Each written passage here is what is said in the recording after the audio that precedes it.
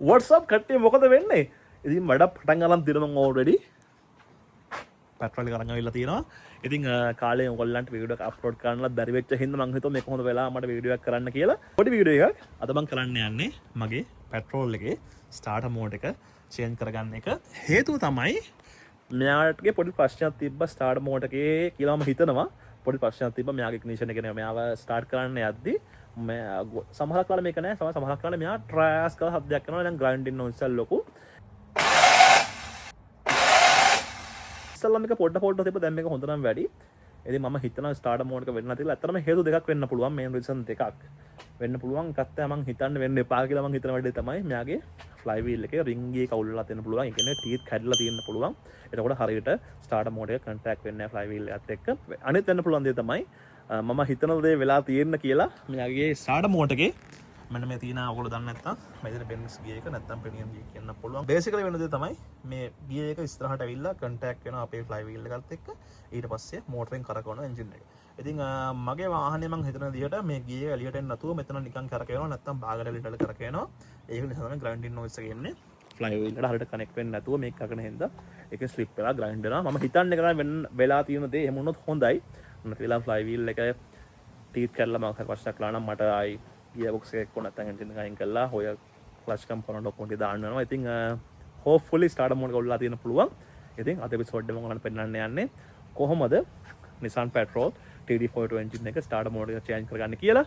hopefully මේක තමයි අවුල. එහෙම වුණොත් හොඳයි. ඉතින් ටග් ගාලා බලමු වැඩ වෙන්නේ කොහොමද කියලා. හරි අපි ස්ටාර්ටර් මෝඩ් රීච් වෙන්න කලින් බැටරි ඩිස්කනෙක්ට් කරන් යමු. ඩිස්කනෙක්ට් කරන්නේ මම බැටරි ගලවලා මයින් කරගන්නවා මෙතන. මොකද ස්ටාර්ටර් මෝඩ් එක අතන තියෙන ඕගලන්ට පේනවා නම් ෆිල්ටර් දෙක යට මම zoom කරලා පෙන්නන්න. අපිට තියෙන ස්ටාර්ටර් මෝඩ් එක ඕගලන්ට පේනවා නම් ඉතින් බැටරි එක ගලවලා පෙන් කරගමු. එතකොට අපිට රීච් වෙන්න ලේසි. ඕගොල්ලෝ ස්ටාර්ටර් මෝඩ් එක නෙමෙයි වාහන එක මොන ඉලෙක්ට්‍රිකල් සයිඩ් එකේ වැඩක් කරන එකත් අනිවාර්යෙන් බැටරි ඩිස්කනෙක්ට් කරලා ඉන්න. safety first.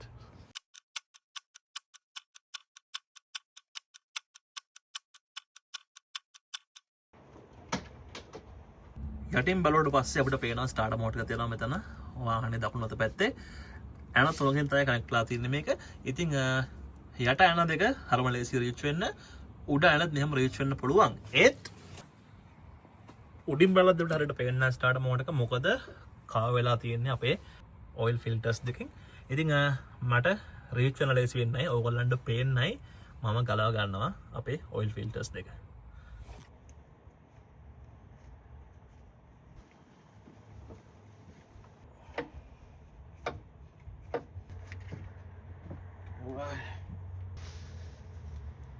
හරි දැන් අපිට පේනවා ක්ලියර්ලි ස්ටාර්ටර් මෝඩ් එකේ තියෙන තැන. දැන් අපි ගලව ගමු මෙයාගේ සිග්නල් වයර් එකයි ඊට පස්සේ පොසිටිව් කේබල් එකයි.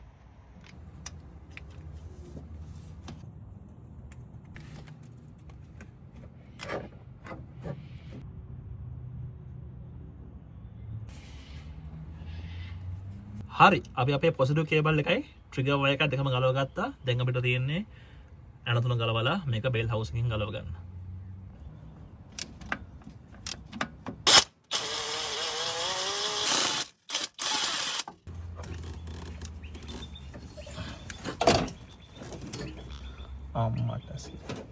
හරි ඉතින් ඔයාලන්ට පේනවද මොකද්ද හේතුව කියලා?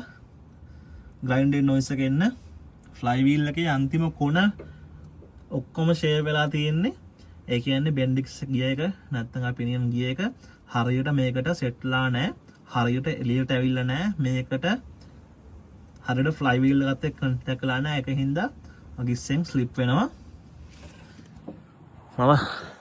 මම හිතන විදිහට ස්ටාර්ටර් මෝඩ් එක දාලා ෂේප් එක කරගන්න පුළුවන් වෙයි. එහෙම බැරුණොත් අපිට අනිවාර්යෙන් ෆ්ලයි වීල් එක මාරු කරන්න වෙනවා. හරි අපි ස්ටාර්ටර් මෝඩ් එක දාලා බලමු. පරණ ස්ටාර්ටර් මෝඩ් යටම වැටුණා. අපි ඒක එළියට නම් බලමු. බෙන්ඩික්ස් එකේ තත්ත්වය කොහොමද කියලා. හරි ඕගලන්ට පේනව නේද? මේ කොච්චර ෂේප් වෙලා ගිහිල්ලාද කියලා. අයින් අලුත් එක අපේ ඇත්තම කියනවා මම මේක තියන් හිටපු කාලයක් වැඩි. මොකද මම මේක මෙහෙම පැද්දා මාස 6ක් විතර මේ සද්ද එද්දිත්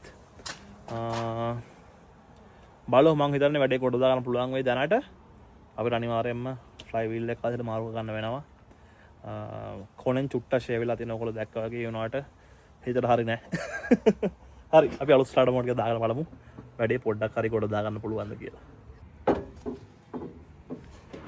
වටන්න බැරක වගේ. හොයිස්ට් එකක් තිබ්බනම් මාර ලේසි මේ වැඩේ.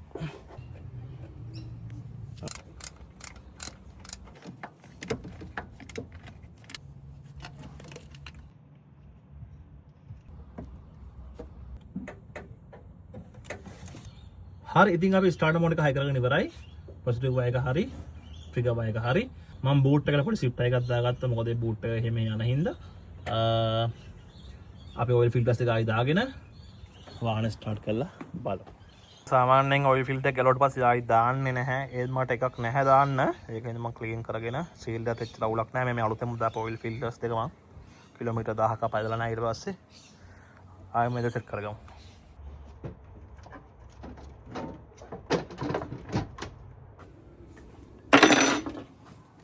හරි අපි ඔක්කොම ටික සෙට් කරගෙන ඉවරයි. දැන් අපිට තියෙන බලන්න ස්ටාර්ට් වෙනවද කියලා. එක ෂොට් එකෙන් ස්ටාර්ට් වෙන්න ඕනේ නැත්නම් වැඩක් නැහැ. බලමු. Perfect.